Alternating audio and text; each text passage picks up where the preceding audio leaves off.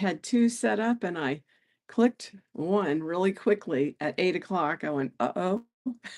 So hopefully I'll have the right one. And I hope that you'll join me this morning. I have gone out and purchased some Indian corn. And as you'll see, Mark, hi, I guess I am on the right live stream. I tried to set them up ahead of time and I thought, oh, did I click the right one to go on? Because I have two different dates on there. So good morning. So I got some Indian corn because I thought it would be fun. The fur operation is very tedious and I'm making it that way. I mean, I want to have fun with it and really explore it. Good morning, Cindy.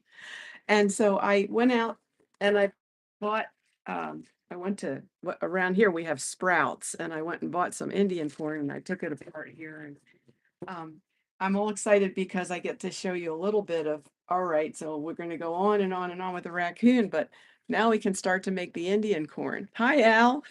Good morning. And so I began on this just 15 minutes ago, and I got out my life-size raccoon, and it's a young raccoon, so it's still smallish, but it could be life size. And I looked at my Indian corn and I said, okay, how does that relate? Let me see if I can show you exactly.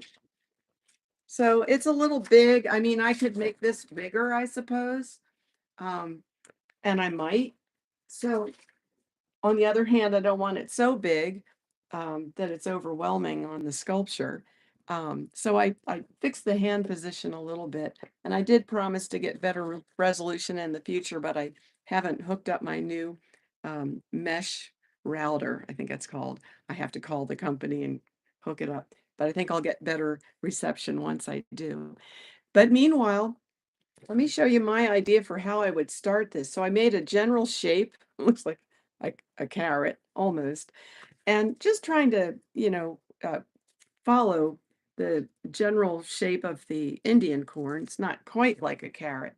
And you might want to observe that these kernels, they kind of, you can't just make straight lines like down, down, down. And somebody already asked me, well, can't you just mold this? Well, you could if you did a life-size raccoon. You could actually do a rubber mold on that. It would be very lifelike. But we want to have fun sculpting. I'm not interested in molding it. I want to make it and make it unique. And so what I would do is just create the general shape, and it's not quite that tapered necessarily. I maybe tapered it a little too much. So I'll just kind of fix that a little bit. And this is soft only because I'm heating it up over here on my um, warmer tray. And I have my little bit of clay in there, and just that's a really convenient way to keep it warm. And it shuts off automatically when I leave it, which I don't intend to do, but sometimes you go, oh, I forgot about that. And it's an automatic shut off, I think, after 2 hours. And it stays very mild. It's not going to burn you or anything like that. Like if I touch this mat, I can put my hand on it. That's on the highest, was on the highest setting. Now I put it down to lower. So I will just observe the corn. Yes, it is very handy. Down below me, you can't see it, but I have a crock pot, a really inexpensive crock pot, and I can put whole bricks of the clayette in the crock pot, put it on warm, leave it for an hour, and then just come back, and it's all soft, very soft. In fact, that gets it on warm very hot, and then I need gloves at first, and you've seen me use the gloves to get things started. But I'm going to just observe, like, okay, now this one is pretty straight up and down. Like, so these lines would be very straight. Once you get into the kernels, though, they're not, you can't just go across like that. So you can't go crisscross and make a convincing piece of corn. And this one's even more erratic. See how even the vertical lines are, just kind of swirly. So, so it's kind of fun. I mean, this, if you get this a little wrong or proportionally strange, it's it's not out of the realm of reality. So that's fine. And this is the fun stuff, the little, and I'll just kind of follow some of these lines down with my little stylus tool like this. This is the little Kemper tool, easy to find for sale in lots of places. I prefer Sculpture Depot because I am ordering my clayette from there. So I get the clayette hard for my clay. It's like a typewriter in a cartoon. Yes, the corn. That's true. Ding. Right. I remember those. So anyway, so I'll just kind of randomly I'll look at it, but I'm not going to be like, oh, that I have to start over again. That's not right. I'm really critical about the face being balanced. I want to get the fur right. Remember, I was doing tufty fur the other day, and I didn't have a lot of time to finish it, but I just worked on that area to kind of create that. And then I broke up this area too because I didn't like the regularity, and I might still break up more. So you'll find yourself doing this. It looks like a crochet hook. That's funny. So, you might find that, oh, you do all this finishing and then, it's not quite where you wanted to be. And just taking your spatula tool, I'll go back over here, like this heavy spatula tool, I really like because it can push around this very hard clay and just, kind of work it side to side sometimes to get that um, fur to become more exciting. It's just, things can be very static very quickly, and you can get working and you're sort of in a kind of a hypnotic state. And you stand back or you stand up and you go, oh, what did I do? That is very common. So just the point is, and that's why I keep telling everyone, you want to just try to enjoy the the very calming process of sculpting because it really can be. Now, one thing I want to do if I'm going to do sloppy looking lines, I'm going to try to keep them somewhat parallel. So that's one area I don't want to stray from too much. Do I find some materials are better for clay sculpting tools for the tools? Well, like if you wanted to sculpt in water-based clay, do you mean like different kinds of clay as opposed to different kinds of tools? I'm not quite sure I know exactly what you're asking, but what will happen is you'll get a lot of tools over time and you'll try different things. And I was in Michael's the other day. Oh, steel tools versus wooden tools. Okay. Well, I mean, these are steel ends, I guess. So I think steel tools generally are my preference, but I had to laugh because I was in Michael's the other day and I was getting some more brushes. Okay, let me try to show you this. They might be wood. This paddle part might be great. Um, it just depends. You can have a lot of tools and you will find what you like the best. And I do remember 20 some years ago when Chuck and I were working on things, we would kind of not fight, but are you done with that tool yet? There would be this one tool that was great. And we both wanted it at the same time. And it was similar to this. It's long ago broken. And it was one of his handmade tools. And what he had was a little grinder, and he would buy dental tools and tools like this, and then take the grinder and make them customized to what he was doing. I happen to really like this one, thank goodness. But yeah, you'll find tools that you really, really like. And Mark's asking, in the past, if you're doing repetitive shapes, used part epoxy to make a stamp. That if you're having a pattern that can be done with that, like if there was a cloth pattern and there was a stamp type shape you want to put in over and over again, I would do that. But with something like fur and feathers, I'm so picky about the sculptural quality that it's not too repetitive. So I tend not to want to do that. Like, okay, so maybe maybe there would be a stamp for the corn. But really there isn't, because if you observe this closely, these are very, look at it on the side.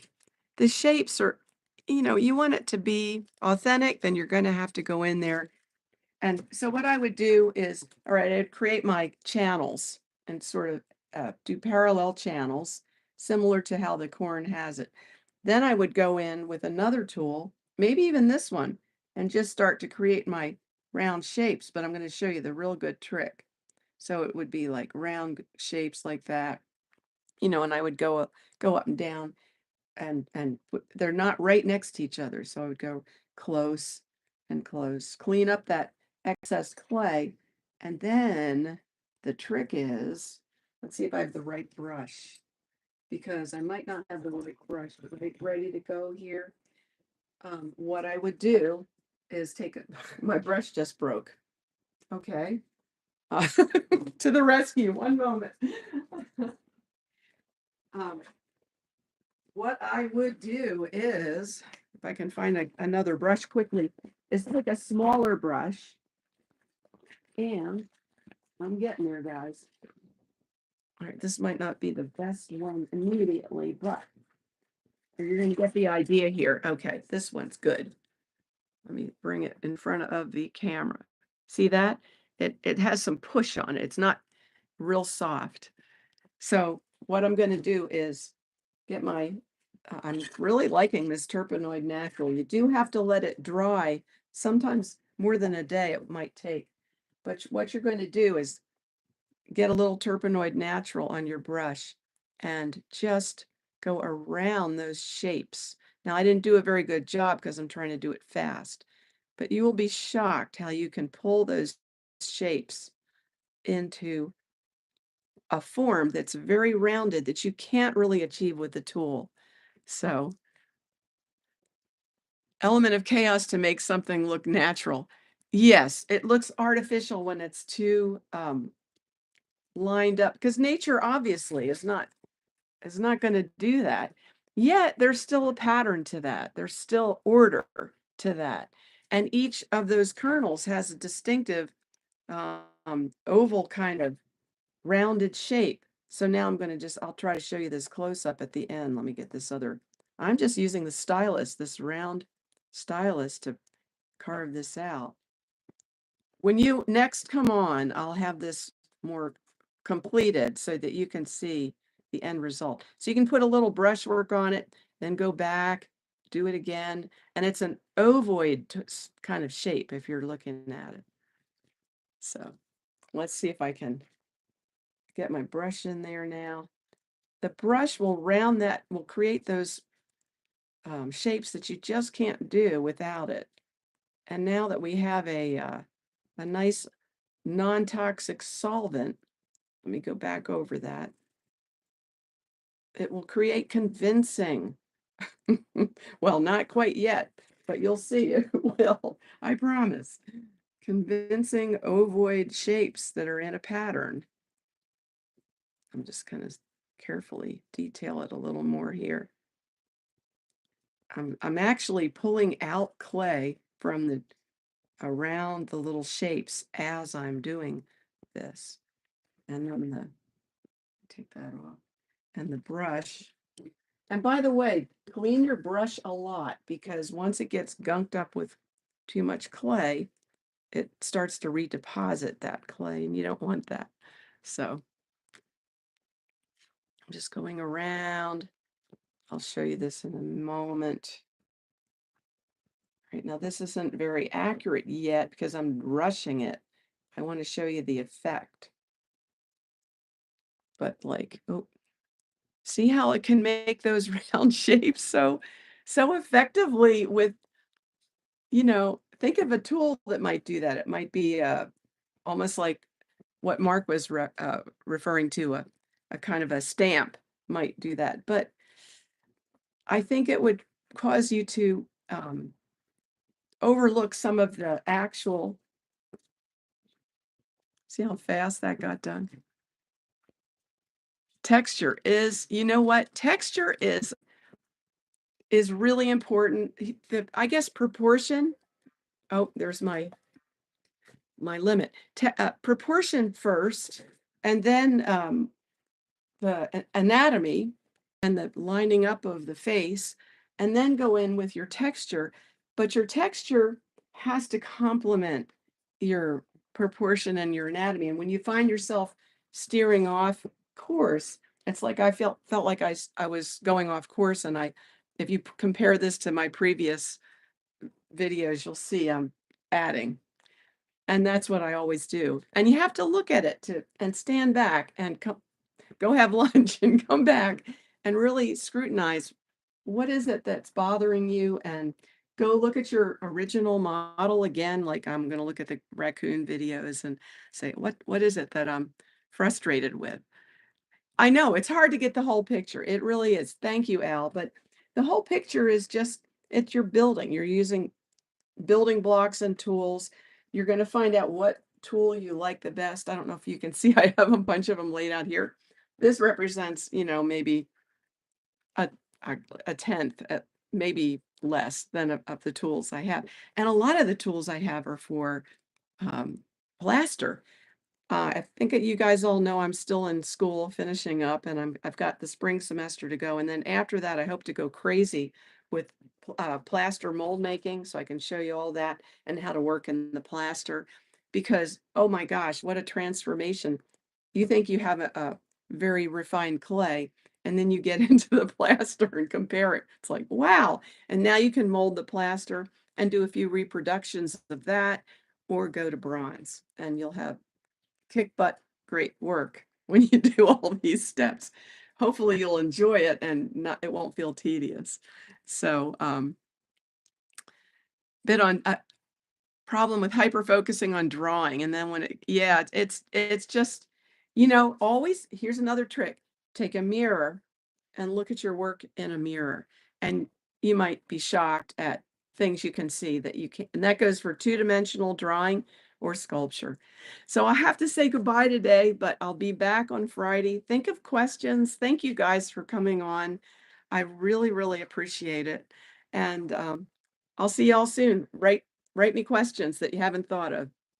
Bye for today.